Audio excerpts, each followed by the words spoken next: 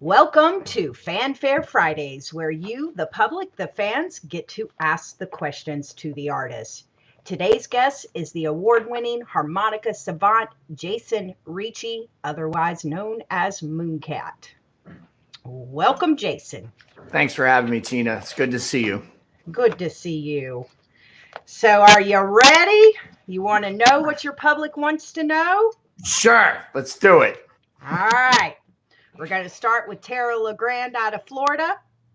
She says, is the extraordinarily talented standalone individual that you are, do you plan to create and perform with the Bad Kind and Gypsy Blue Review? Yes, both. Yeah. As soon as the apocalypse has come to a head here and we're allowed, to tour in multiple states, right? Because it has to be multiple. Like a lot of people, especially in Florida right now, they're kind of opened up more than we are. So they're like, hey, how come you guys don't come down to Florida and tour? And it's like, well, we need to get there. And we need to have enough gigs. We can't come and just play one club that's open, right? But yeah, as soon as it's over, Tina's got a bunch of stuff booked with both bands for 2021. So as long as there's not a new phase of the virus or some new virus or whatever the reason is, as long as we're allowed in multiple states, you'll be seeing us all over the country with different bands too, not just JP Soares and not just the Bad Kind, but also with Joe Crown and other artists. Nick Moss will hire me every now and then, and I'll be out with Nick and all kinds of stuff. Yeah, you should see me everywhere. Thanks, Tara. Yay. So Maggie Martinick from Florida. Florida. I know. And both these folks saw your last show, so they saw the Gypsy Blue Review in March. Uh-huh. She wants to know what the pros and cons are regarding your life as a musician and life on the road. Okay. The pros are that obviously getting to do what we love, and performing is what I love. I mean, I love performing. I love getting in front of an audience and playing. Now, and the other pros are that on the way to doing that, we get to see a lot of the country. And I've been all over the world, right? Except like the Far East, but I've been to South America and all over Europe and to every state in the United States multiple times, except Hawaii and Alaska. I've never been there, right? But everywhere else, right? We've been, and we get to see all these places and eat the different foods that come and see some of the sights. Okay. Those are all the pros. And I get to ride in a van with my buddies who I love. And it's like very important to have people in the band that you like, right? That's like huge because you're sometimes in the van for 33 hours, right? Before the gig, right? You're like, well, our first gig will be in Seattle and we're in New Orleans. So there's a 40-hour or more drive to get to the first gig, right? So and then the tour starts. So you got to like the people you're with. And I do. And I always do. We don't get in the van with people we don't like. Right. So I love them all. And we get to spend time. We have crazy conversations and listen to wild music and talk radio and get into just solving the world's problems from inside of an E350 Ford van. Right. And it's just a blast. Okay. So here's the drawbacks though. Okay. You're away from home for long periods of time. So, you're in a different hotel every night, which is nice. It's nice to be in hotels, right? Some people are always like, hey, why don't you just crash at our house? Right. And sometimes we do that. Right. But half the time that doesn't work out because they're like, crash at our house. It'll be great. You can have a home cooked meal and stuff. and then we got one vegan in the band and one guy who's gluten intolerant, and then they stick you in somebody's like bedroom, like an 8-year-old girl's bedroom that's got like My Little Ponies everywhere, and no internet. You can't check your email, and you get up to go to the bathroom in the middle of the night, and like a German Shepherd attacks you and stuff, right? So the hotels are not always a bad thing, but they're not home, right? They're not home, and then you never get to see the sights because there's no time. There's like I've been to New York like hundreds of times and never had the opportunity to go see like the Empire State Building. I've been to Paris 4 times. I've never seen the Eiffel Tower other than driving and going, oh, wait, there it is. And then we keep going, right? You never get to see these things, right? It takes, you might, if you go to a place like 30 times, you might have 1 or 2 times where you have 2 or 3 hours to kill where you can actually do something. And half the time people are so tired, they just want to get in the bed in their own private space and brush their teeth and iron their clothes and wash their clothes in the sink. You're washing underwear in the sink and hanging it up to dry on the shower curtain, or you're fixing your guitar, your harmonicas, or whatever it is so they work right for the gig. So you don't even have time, even when you do have time, to go see these places. So that's one of the drawbacks. The other thing is it's not always so profitable. Like a lot of times you can make just as much money staying at home as you can touring. The problem is you're not making a career for yourself because only, like in my case in New Orleans, only like tourists would be really hearing me, right? So like I need to get out and make my name, as it's called. That's what we call it. We call it making a name. And you go out and you tour. So you might make the same amount of money, a little bit more, a lot more, or a lot less going on the road. And it's a gamble. And Tina knows, she's an agent. Like sometimes if one club cancels, right? Like says, oh, there's not enough ticket sales and we're going to forfeit our deposit and we're canceling, or if snowstorm happens, like what happened last year, or rain or something, one venue cancels. The entire tour is broke, right? You're now like having to make all your money and paying the guys out of CD money, and then you're in debt to the record label, and it's all kinds of complicated stuff. So there's tons of pros and tons of cons to touring, but overall it's a fun way to make a living, and I wouldn't trade it for the world.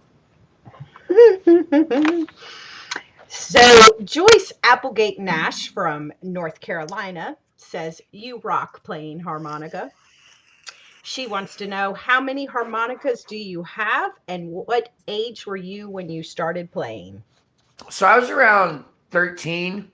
I might have started, I had a harmonica from as long as I can remember, like 4 or 5 or something. My mom bought me one at a flea market, and I did like it and have it with me a lot as a kid, like 4, 5, 6, 7, 8, 9. I would carry it around and play it, but I didn't know what I was doing. I would just blow in and out of it and stuff. And I didn't really try to get any better at it. Around 13 or 14, I got serious about it, like where I had a guitar teacher that I was taking guitar lessons from that taught harmonica. And I kind of just said, hey, why don't we do this today instead? And that was, I'm 46 now. I started when I was 13. I have a lot of harmonicas. I work for a harmonica company called Blue Moon Harmonicas out of Florida. And they're a distributor, but they make parts for harmonicas. So we have our own special and custom harmonicas. So they send me harmonicas all the time. His name's Tom Halchek, and he sends me harmonicas all the time just for me to test and to see what they're like, or to make YouTube videos for them. And so I have hundreds of harmonicas. I have like 3 cases full of them.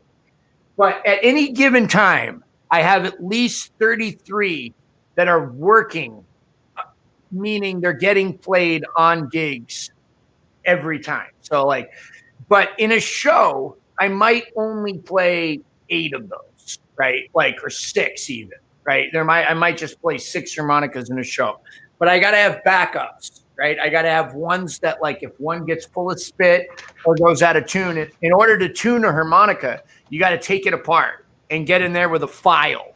And you can't do that on a break, right? I've done it before, but you really shouldn't do it on a break. Just need to pick out a different instrument and then go from there. So lots of harmonicas, 33 in constant rotation, probably over 100 sitting around the house in different cases that have been used for videos, or I'm going to give to students who work hard. Yeah. And is your case that you carry that holds 33? Yeah. Okay. Yeah. And that's just like a regular road case that you would put anything in, right? I just made it for harmonicas. Yeah. Okay. Well, then this leads to, I hope I say his name right. It's either Michael Lee McGee or Mikkel Lee McGee. Okay. From Colorado. He wants to know if all of your harmonicas are customized, and if you play out of the box harmonicas, what is your preference? Okay, that's a great question. So I would say all of my harmonicas in rotation, all 33 that I carry around with me, are customized. And they're customized by either myself or Tom Halchek or Joe Spires or all three of those people, right? Like, it might start off with a Joe harp that Tom has fixed, which that would piss Joe off, or a harmonica that I have fixed or I have worked on, or there was something that one of those guys did to the instrument that wasn't exactly perfect for me, or changed over time, because they do change and you have to go back in there. So do I play out of the box harmonicas? Sure. Like all the time. Like sometimes especially now, because now they're much better than they used to be. But like in the studio, sometimes I will play a regular out of the box harmonica because I like the airy quality that it has, like the way it sounds. So it might be a little harder to play, but it has a certain sound to it. But I don't normally carry around out of the box harmonicas. And as a matter of fact, usually when I get one, and this is not good, but I will take it apart before I even play it and I'll start working on it before I even see how it plays. So I'm already trying to make it better before I even know if it's any good or not. Interesting. So Eden Brent would like to know, Eden, can you tell me what harps you use to play 12-bar 145 blues? For instance, do you primarily play harmonica in the key of fourth above the key of a blues song? Mm-hmm. And is it different if you're playing minor blues? Yeah. So great question. Great technical question from Eden. So yes, the answer to her question is yes, primarily a fourth above. So if the band is in C, Eden, for a piano, C, D, E, F, I would a lot of the times choose an F harmonica. Okay. But I could also play a C harmonica in C, or I could play a B flat harmonica in C, or I could play an E harmonica in C. So I can play one harmonica well in about 5 or 6 different keys. Now, there are a few people in the world who can play one harmonica in any key. I'm not one of them. All right. If I practice more, I could be, but there are reasons why most people do that, meaning play a fourth above. And that's because the seventh is available, Eden, in that fourth above. So if I'm in the key of G and I'm using a C harp, I can get so I get that flat 7 in that easily.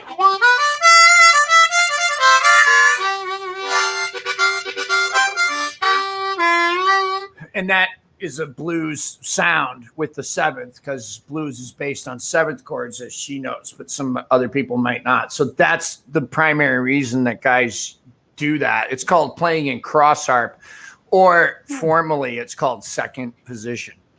So as far as playing in a minor key, all I have to do, Eden, is alter in that same position, in that same cross harp second position.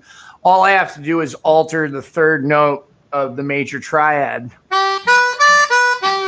to flatted third to get the minor third.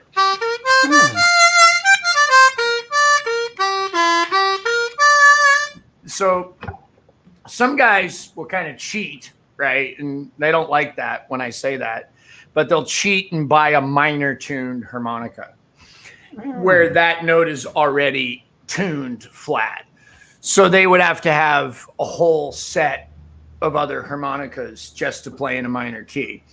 I don't recommend that to any of my students because not all songs are entirely minor. So you would then have to switch harps again for another section of the song to get back to that. You know, like there's plenty of examples of that, but right, some chords are minor and some chords are major. So you should be able to go in and out of major and minor on any one harmonica without having to shift. The advantage of a minor tuned harmonica only is that it can play minor chords.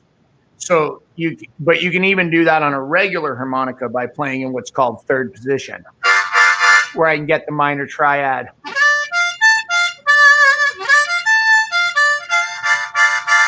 I can get that in the second octave. So there's really, in my world, no reason at all to play minor tuned harmonicas. Just learn some basic music theory and you're good to go. And that's going to lead into a question from, this one came in last minute, and it is, bear with me. No problem. It's from Jill Acorn out of New York. I knew it. And she, talked a lot about the importance that you have on music theory. And so I kind of snipped what she said. And so this is her question. How would you advise new players of the importance of music theory on the instrument and how best to pursue that? Okay. So the important thing to remember, is that the term music theory for most of us carries a lot of baggage. And we think, oh, this is something I have to learn, and this is going to be difficult, and this is formal, and I can't do it. And all these kind of phrases jump into our heads. And is this related to math? And there's a block that sort of happens for most people, including myself for many years, and still to this day. The important thing to remember is that the basis of music theory is simply just terminology. We're just agreeing that this is called a harmonica, and that this is called a vapor, and that this is a pair of glasses. So if you were to ask me, Tina, Jason, pass me that thing, I might go like this, and you go, no, the other thing. And then I pass you that. And then you say, no, the other thing. And I say, oh, yeah, the harmonica. And then you go, harmonica? Oh, that's what it's called? And I go, yeah. So then you say, hey, pass me that harmonica, and I can give you that. And then if you learn the name of this, vapor, I can give you that. If you learn the name of the glasses, I can give you that. So really all the beginning of music theory is just agreeing universally on the name of things and ideas, notes and concepts, so that I can communicate with a different instrument, or a different musician. So when I'm with JP, for example, and JP says, okay, the song goes, right? So I can't ask JP, oh, is that 4 draw on a harmonica and then 5 draw and then 6 draw? I can't ask him that because he doesn't play harmonica. So he doesn't know what 4 draw is or 5 draw or 6 draw, right? So I've learned that the names of those notes and different ways of communicating that. So I could say, oh, is that just a minor triad arpeggiated? Or does that start on D and then B flat and then E, right? Or whatever it is, right? So like I can talk to my friends about music by agreeing on a universal name of those notes. So that being said, that can be learned later. Like you can learn to play an instrument and then go, okay, cool. Now what am I doing? Right? So you don't have to know what you're doing and how to name it to somebody else to learn on an instrument. I can certainly teach a guy or a girl or anybody on a harmonica how to play it just by saying, okay, well, you kind of blow into that fourth hole and then inhale and then, right. But then later I can say, okay, listen, remember when we called it 4-draw? Well, that's really the root. That's the root of the chord, 1, right? So if we're in G, it's a G.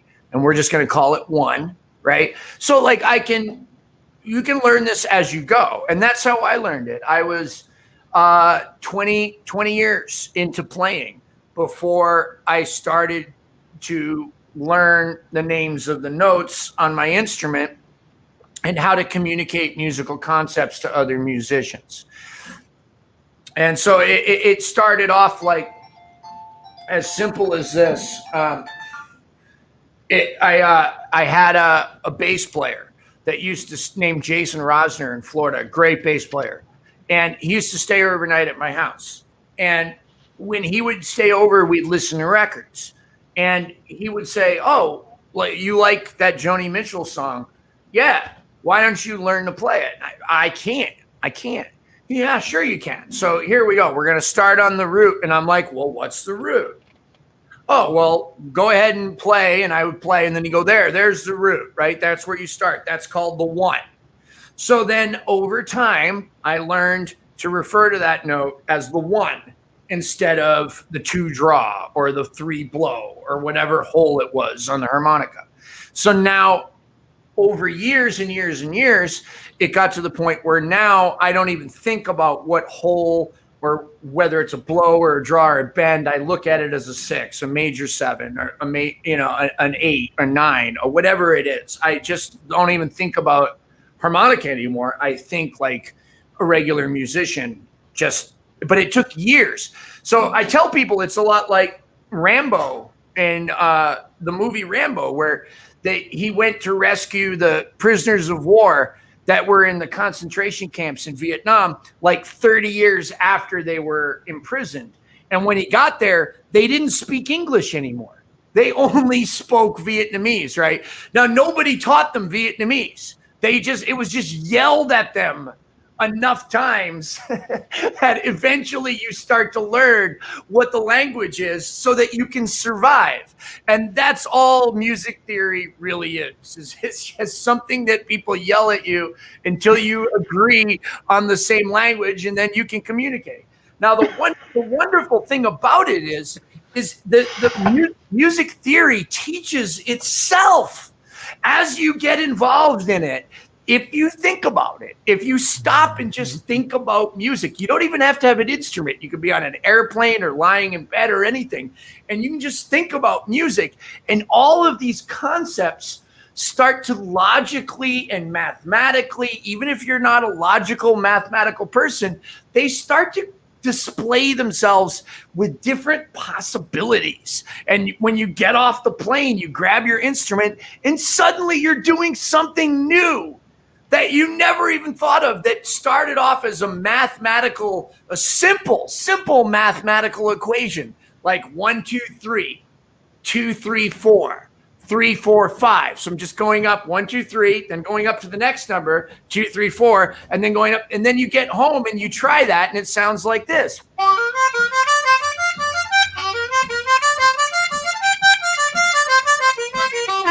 So like that lick right there started off as something I thought about when I was lying in bed. And then the next morning got up and remembered it and said, okay, 1, 2, 3, 2, 3, 3, 3, 4, 5, 5, and there it was, right? So it's beautiful. It's a wonderful way. You don't need Little Walter or B.B. King or anybody for inspiration. You're just thinking in terms of basic logic and math. And that's the exciting thing about theory, is it's just its own teacher all by itself. That's awesome. Very well said. Folk artist Ken Pease, Yes. will say, formerly from Florida, now lives in Virginia, says, with a performer like yourself that really seems to thrive on the energy of an audience, Yeah. what are you doing to stay creative during these times? Wow. Yeah, honestly, I'm not Ken. I'm not. I mean, I love teaching, and that's what I'm doing now. And I'm not really being very creative.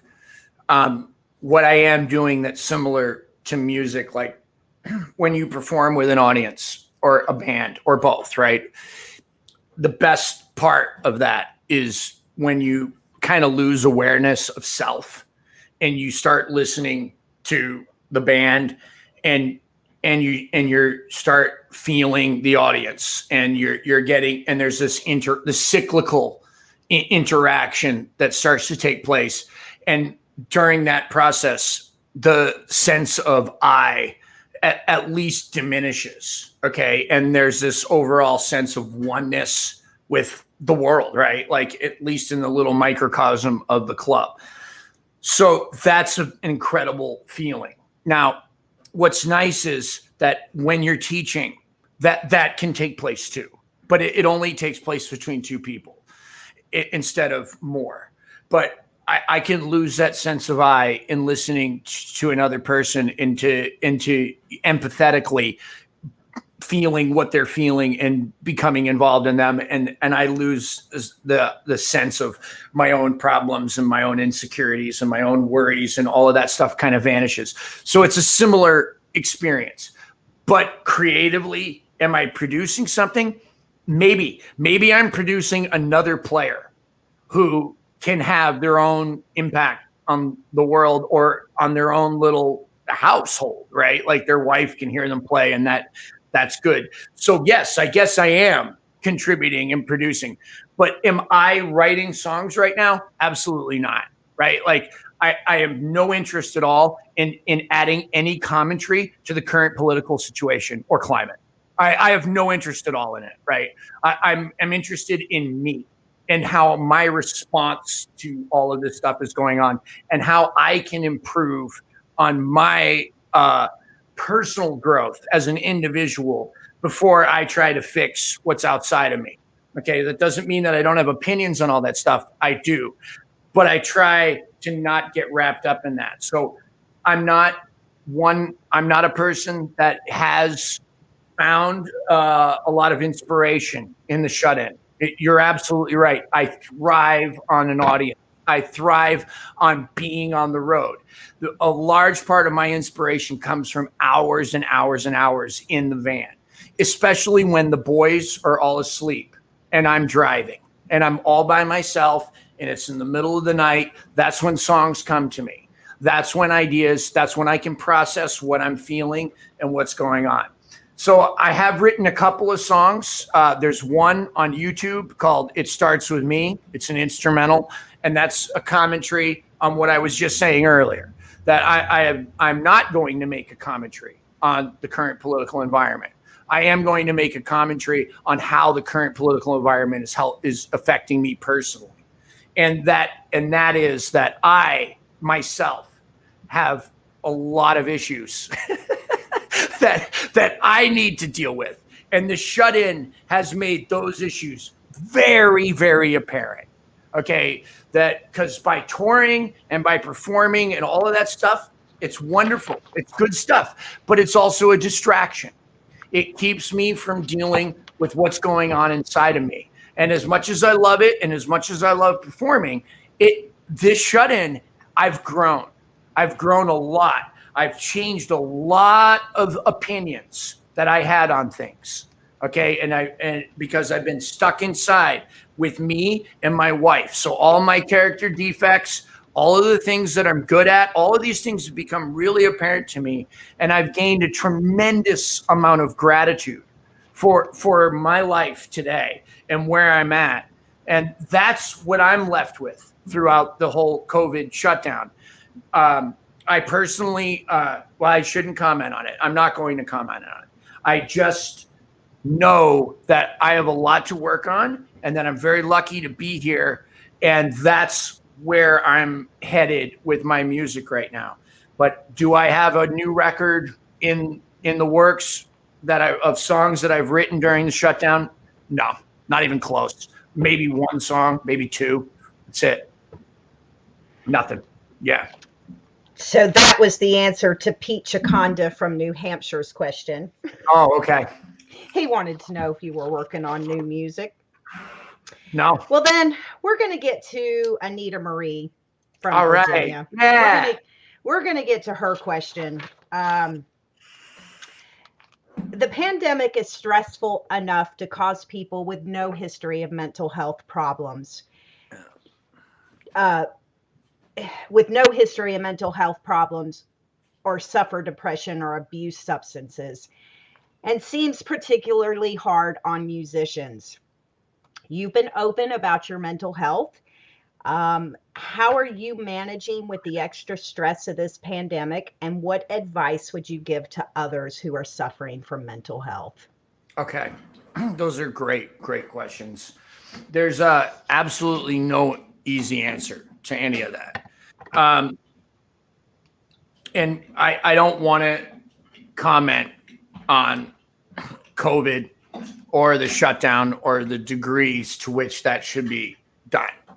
I'm not going to sit here and agree with it or disagree with it in a public forum. If somebody's interested in my opinions on that, we can talk about that civilly in person. Okay, maybe on the phone. I'm certainly not going to comment on Facebook.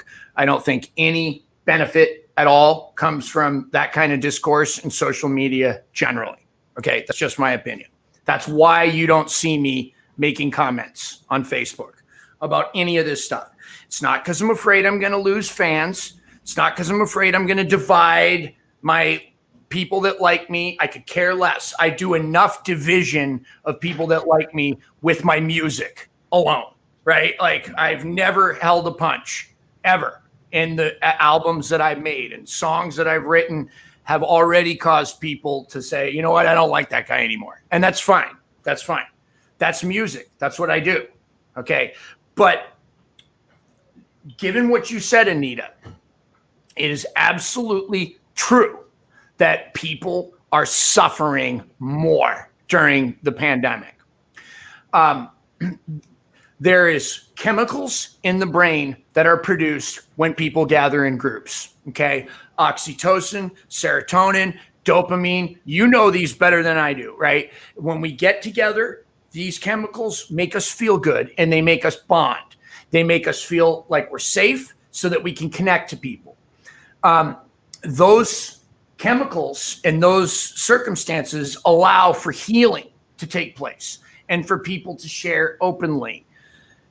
That is what's necessary for healing to take place, is for communication, okay, for connection, okay? There's a lack of that right now.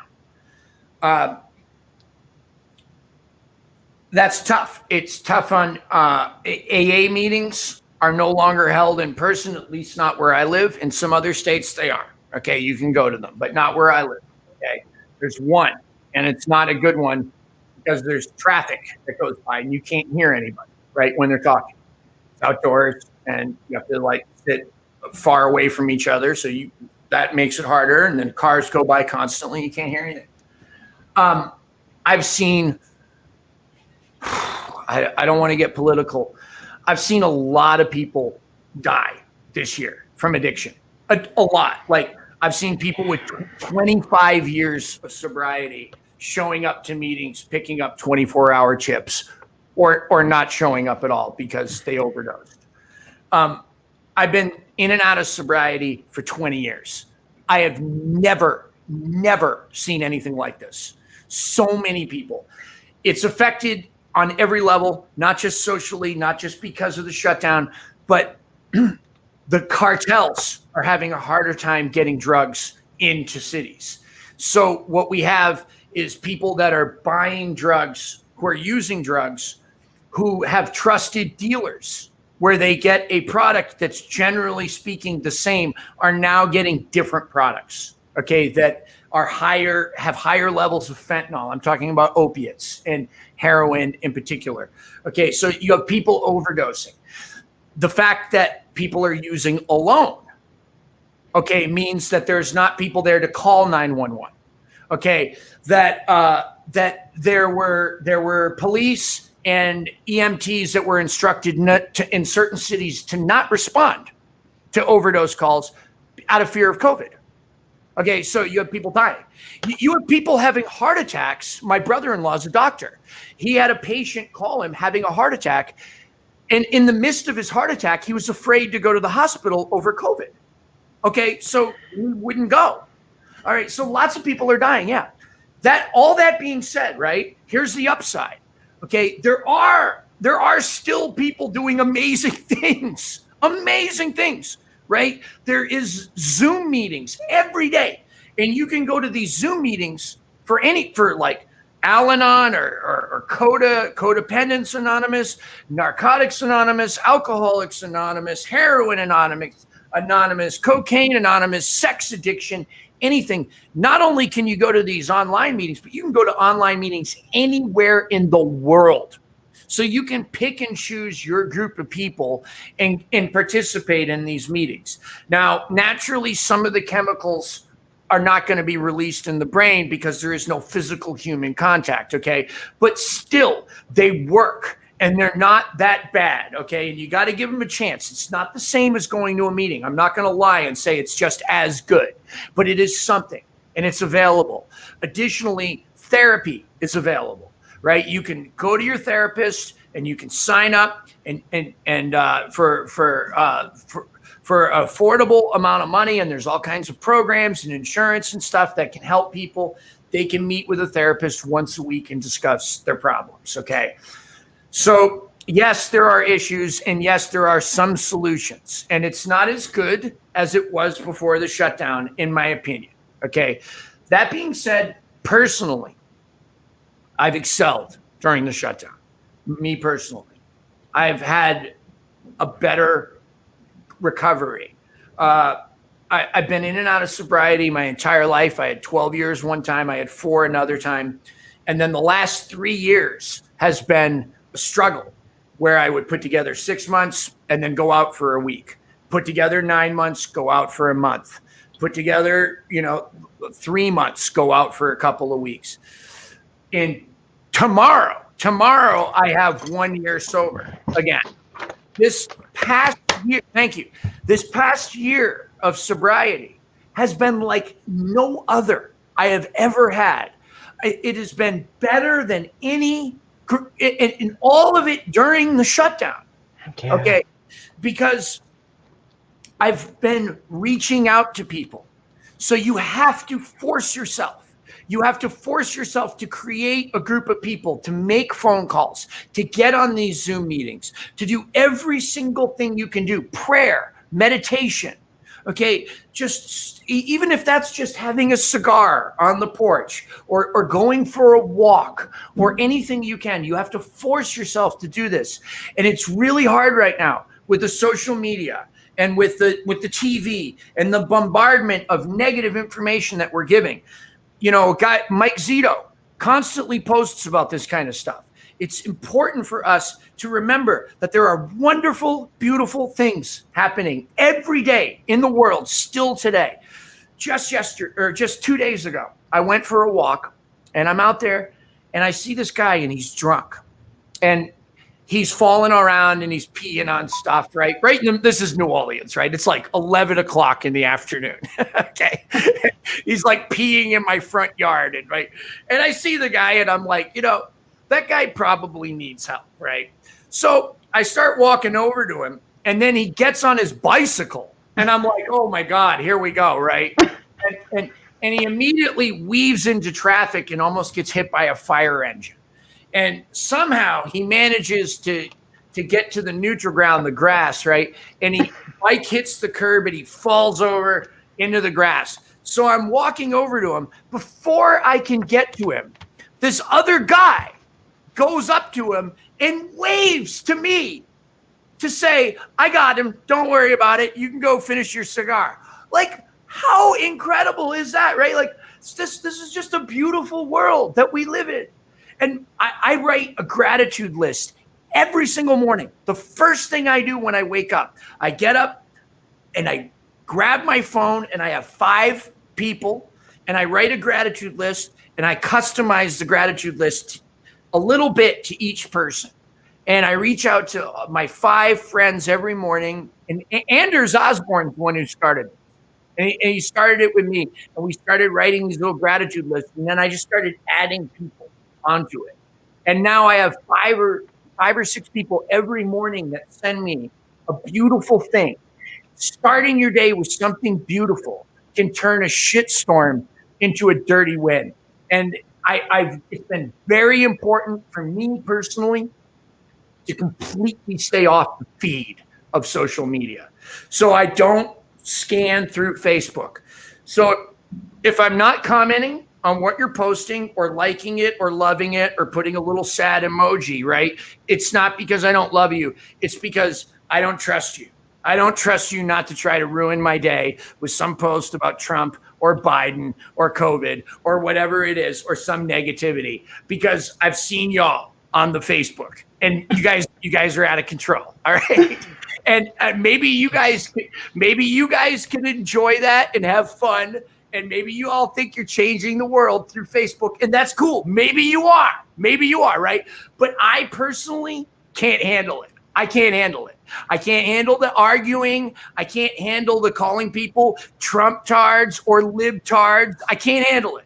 I don't like it. Y'all are my friends. All right. I see beautiful people on both sides. I don't care. I don't care how upset that makes you that I think all of you are cool. All right. But I do. And I see why you think the way you do. I've looked at it. I don't watch political things. What I do watch is debates.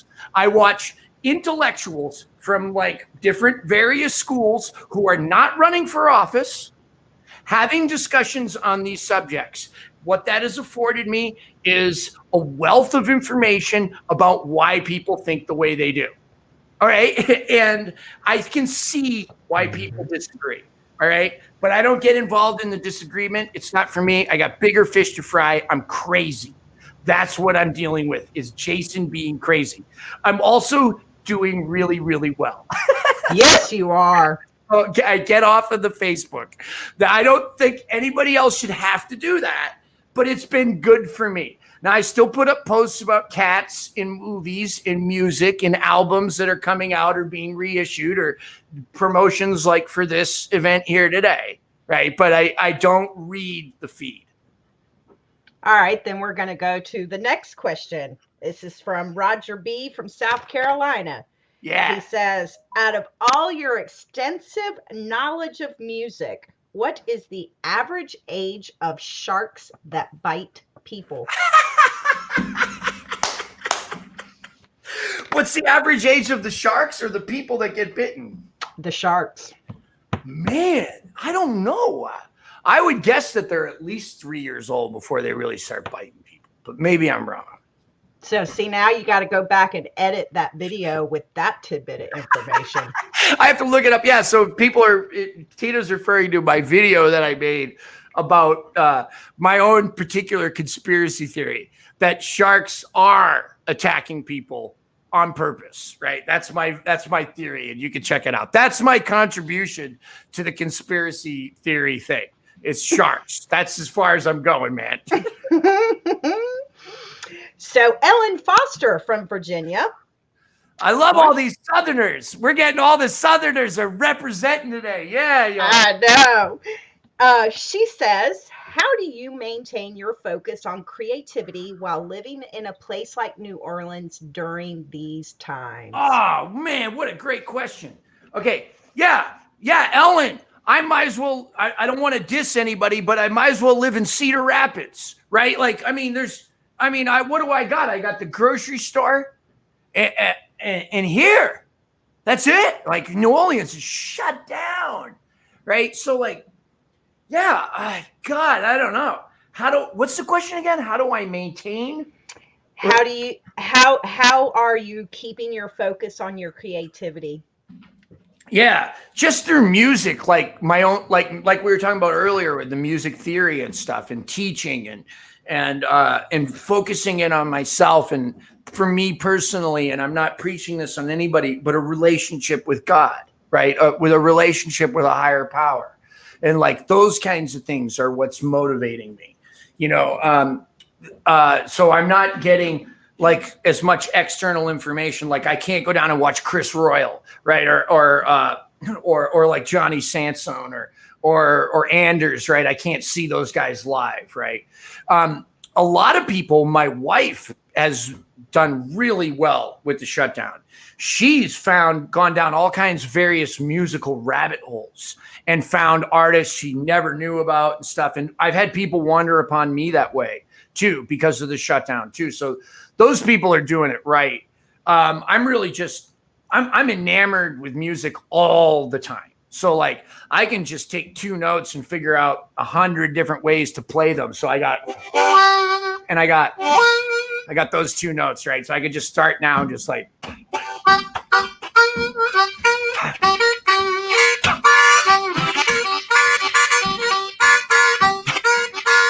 right, and just go.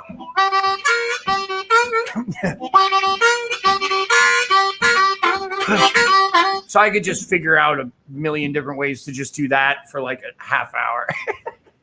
That's awesome. Yeah. So yeah. And this was another question.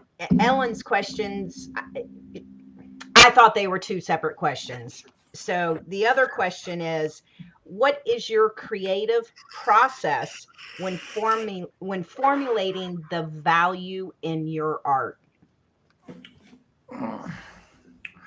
So I don't consider the value in it when I'm writing it. Like or I try not to, right? Like I try not to ascribe importance to what I'm doing, because it's like counterproductive for me to think about like whether or not this song is going to impact other people, and how. So like whether that be musically, like technically, like am I playing well, or conceptually, is the message of this song meaningful? Okay, those are concepts that lead me astray from writing. So I just try to get out whatever's happening. And I try to, even like on a technical level, like I was talking about, like, is this interesting musically? I try to like get rid of ideas about that too. Like, does this sound good to me? Right. That's all I try to say. Like, so like, is it as technically as good as I can play? Am I playing it in tune and those kind of subjects? Yeah. I mean, I think about that stuff, but I try to not let it get in the way of like, what's going to make the best impact, right? For me, like, how does it sound to me? Right. Not like, how are other people going to perceive it? Is it blues? Is it jazz? I try not to worry about that. Is Bruce Eglar going to like it? Is Tina going to like it? Is Ronnie from Eller Soul going to like it? Are the Blues Music Awards going to like it? No. I stay away, as far away from those things. That doesn't mean that they don't come up. They do come up. But the second they come up, I recognize that as, to me, as baggage. And I put it aside and just try to continue writing about whatever it is that's on my mind. So try to get rid of the idea of value in art, Yeah. So Robert Taylor from Texas. Yes, Robert. He wants to know, regarding the current situation and the mandatory venue closings, what's your take on the future of live shows? I think we're in a lot of trouble. I'm not trying to be pessimistic, but I think we're in a lot of trouble. How does this change things for you as a performer? immensely. I'm reevaluating my future in terms of how I'm going to make income. I'm not going to be able to tour for at least a long time, the way that I was just last year. And just last year was impaired compared to the year before. And the year before was impaired compared to the year before. When I started out playing, it was easy to do 300 shows a year that all paid pretty good, that were 3 or 4 hours apart in Miss time. those days. Right. You know, Tina, better than anything. Over the years, various things have happened to the music industry that have caused problems for venues closing, okay, and artists being able to achieve income. Okay, so some of those things are, believe it or not, the smoking law a long time ago caused problems in various areas. One of the greatest clubs in the history of the country, Jeff Wagner's Blues on Grand, was shut down because it could not survive after the smoking law. So, you know, being a conservative libertarian, I don't agree with the smoking law ban. I think a private business should be able to do whatever it wants. And if you don't want to go there, fine. If you don't want to work there, fine, right? That's just my point of view. I don't expect everybody to agree with that. But yeah, it's gone. It's gone. And there's numerous other venues that were gone. The DUI laws got tougher and tougher. Whether or not you agree with the DUI laws and the 0.08 limit or lower, okay, I don't care whether you agree with it or not. The bottom line is we don't have as many clubs anymore because too many people started getting busted for having a couple of beers and driving home or more, right? Or more, right? I'm no commentary on the law, right? No opinion on it. I'm just telling you the result of the law resulted in roadhouses, in particular, venues that were off the beaten path in the woods that are often the most fun ones to go to. Okay, those places are going because you can't drive to them and then leave. You can't even get back to your hotel. So in order to get to them, you would have had to Uber. And we just got Uber the last couple of years. So for years and years and years, there was no way to Uber. You couldn't taxi drive out to Bradfordville, really, not without it costing $60 or something like that. So people stopped going. Then came the BMI and CSAC increases in copyright fees, which also helped shut down Blues on Grand, among hundreds of other venues. So these laws are put into place to protect artists like me and my friends so that we can continue to get royalties off of music that people cover, right? That might belong to us or somebody else. So these fees, depending upon the capacity of the venue, can be about like $2,000 a month on top of the rent. Okay, so you got less people coming because of DUI, maybe less people coming because of smoking, maybe more people coming because the smoking law is off or whatever. All right, but now you got these clubs that are having to pay these extraordinary fees. Then you got musicians who might be losing money occasionally on tours who are now not making any money at all through CD sales because they're being pirated. And now because they've been being pirated, the music companies were able to get away with paying us pennies on the dollar for playing our songs through streaming because at least it's better than getting nothing, right? And it's not even pennies on the dollars, it's percentages of a penny per play, percentages, right? So like musicians are making less money, so a tour is more risky. We can't go out and promote our music and say, oh, well, I broke even on that tour. That's okay, because I'm making money off of this album and I'm promoting this album, which is what the tour is about. And this is a collective part of any business is, you take risks and you do certain things that sometimes don't always make money because in the long run, they produce income. But the problem is there is no long run anymore. There is no way that I'm going to get extra money off of streaming, right, by touring, especially when venues are closed and are gone. And now I'm driving 8 hours or 12 hours or 16 hours between gigs to go play because the venues are closed. Now add COVID, an entire year of not being able to make rent or pay BMI, CSAC fees or whatever And you got venues like the Funky Biscuit and numerous others that have not survived the shutdown. Okay, they won't be there when the place comes back, if it comes back, right? If there's a return to touring and live music. What I see is bigger bands, Government Mule and the North Mississippi All-Stars, J.J. Gray and Mofro, Anders. Bigger bands are going to be fine. They're going to be able to go out and play their theaters and big venues and Red Rocks and all that stuff. They're going to be fine.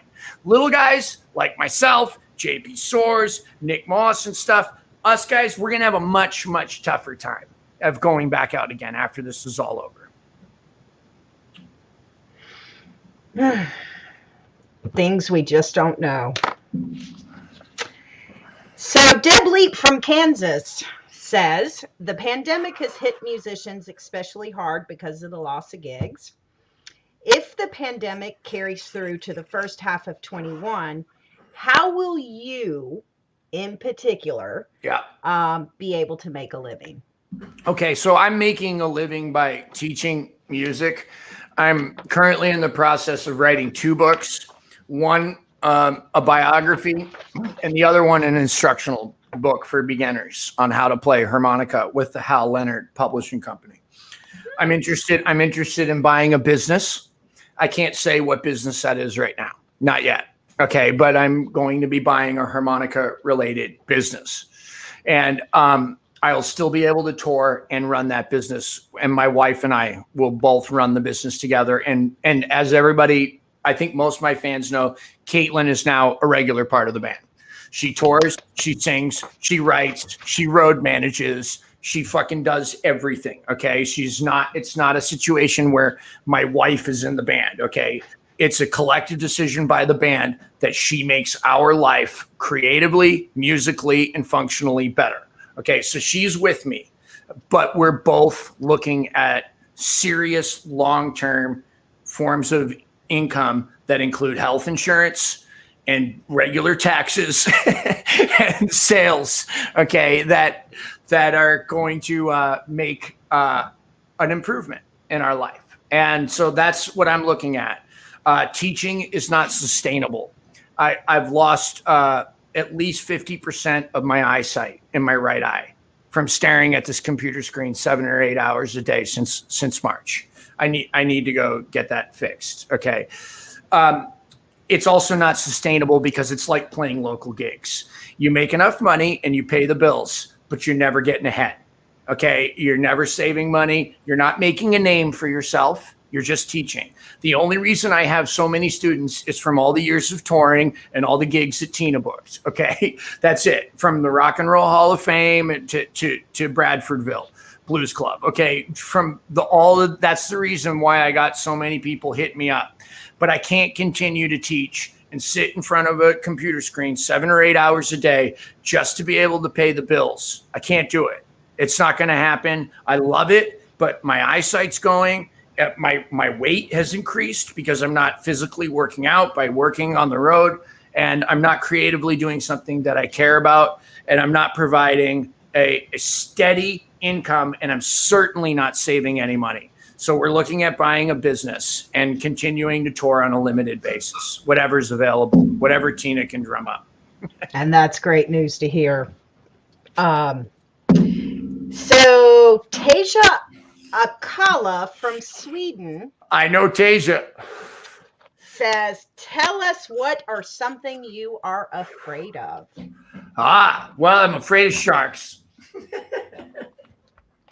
I'm afraid of any extremist movement, either left or right, doesn't matter. I'm scared, particularly scared about the state of free speech in our particular country, in the United States right now. I'm scared of spending too much time in the future and not assessing where I am at now. Can you guys still hear me? Yep. Okay, it got quiet a little bit. And not being as focused on what I need to do, right? Like, so being worried about like the things I just mentioned and not taking into consideration what's going on with me, right? So like at the beginning of the pandemic, I was I was really worried about like conspiracy theories and being put in a FEMA camp and what was going to happen and music and income and all of that stuff. And really what was happening during that time period is I wasn't focusing on what was going on with me. And those fears that I can't control, things that I can't deal with, free speech, politics, whatever, all of that stuff I can't control. All right. What I can control is my reaction. Okay. And how much of that stuff I allow into my life. So I get scared about spending too much time in fear. Right. And not really looking at what's going on with me personally. So yeah, not to be cliche, but fear itself is the greatest thing that can cause me problems. Anxiety, fear, worry, all of that stuff. It's they're natural human responses. There's nothing wrong with them. They're normal. They're there for a reason, to keep us alive. But as a person with an addictive personality, can find negative benefits to spending a lot of time worrying about shit that I can't control, so I don't have to look at what's going on with me personally.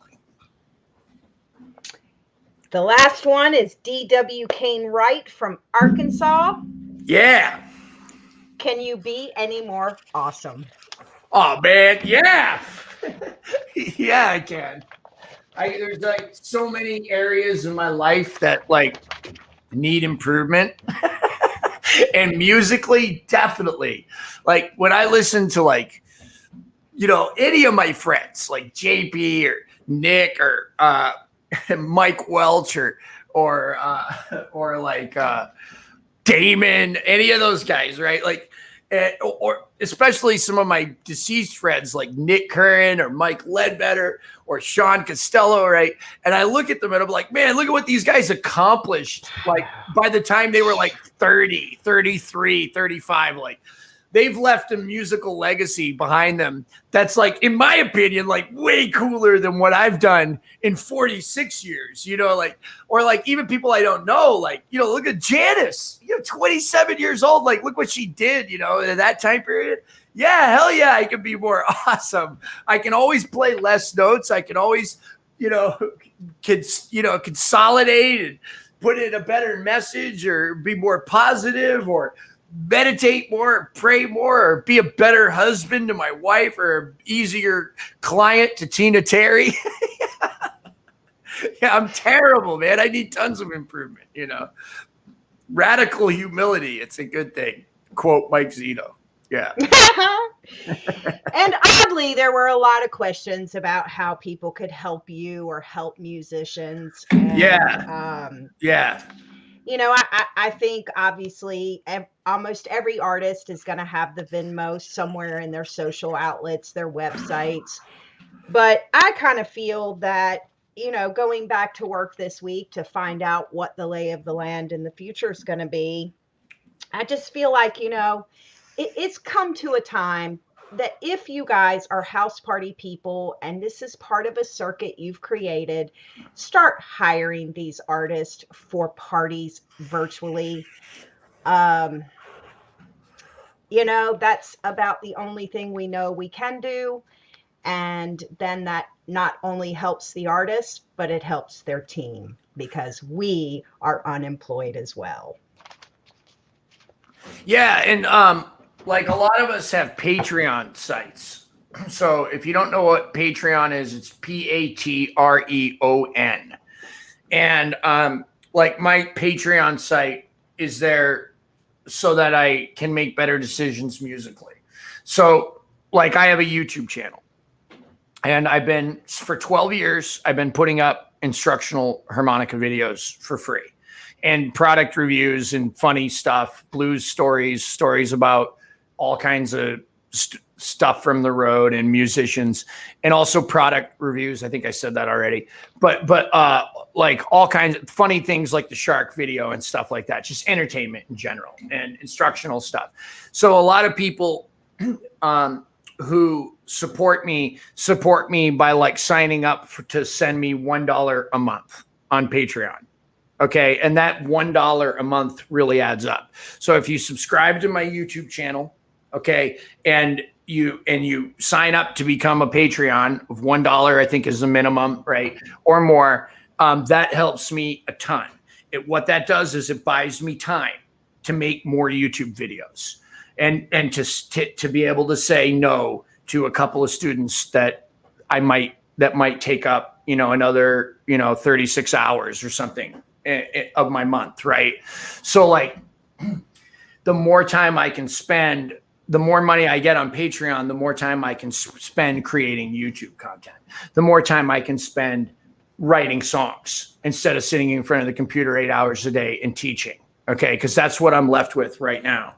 The more time I can spend working for Blue Moon Harmonicas and Lone Wolf. And those are huge companies that support me. Okay. Not just with instruments and stuff, but financially. Like they're companies that care about me as an artist and as a person. And they recognize the value that I bring as an endorsee to advertising. And they pay for that advertising, not just give me free stuff. They give me money to give me time to make videos about their products and to actually have time to explore the products and get them working in the best possible way, or fine tuning them so when they get to you, they're actually ready to go and they sound good and work. So Patreon is huge. Obviously YouTube and Facebook live streams, you guys have been great about that. I mean, the amount of money that's coming in from, it worries me a lot of the time. Like, I worry about your income when you send me $40 or $50. I worry about that, but I appreciate it. And I just hope that people contribute responsibly. I know they love us artists, but it's like important for me that like you guys are taken care of too. I'm worried about all y'all just as much, that's a huge way to support us. Another thing is I have all of my albums now, or not all of them, but I have three of my independent releases now available on Bandcamp.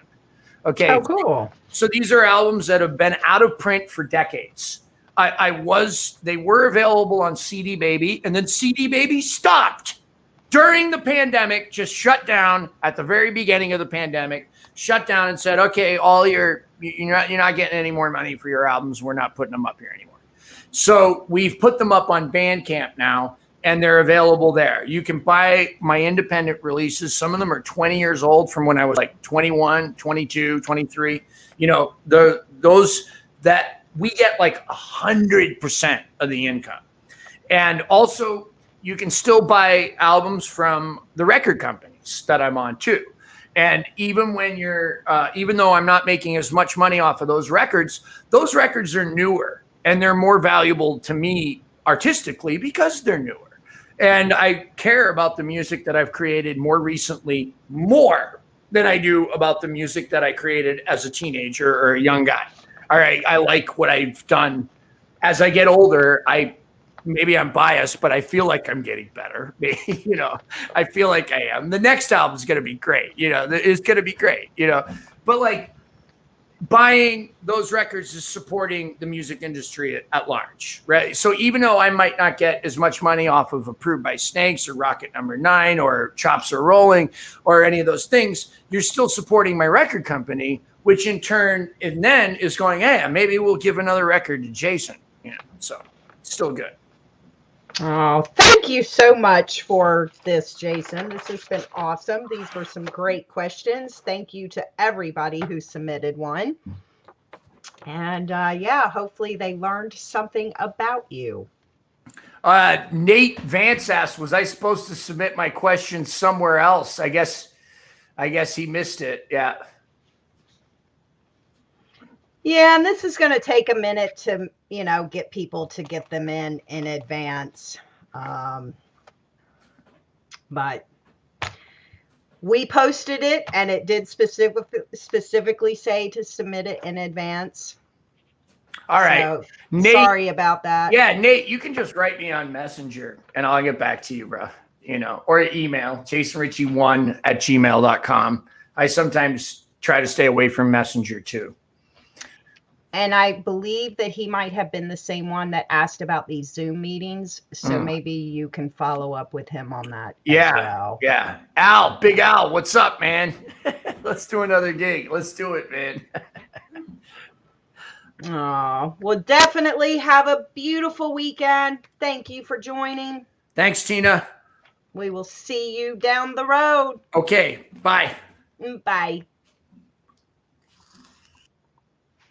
Thank you for joining. Next week will be Miss Eden Brent. So we'll see you next Friday at 2 p.m. Central, 3 p.m. Eastern. And yes, we are asking that you get your questions in advance. So go to the Gig Sessions Facebook page. That's where the information will be. If you're watching us on YouTube and you like what you saw, please click like and please subscribe if you'd like to know about future events. Have a great day. Bye-bye.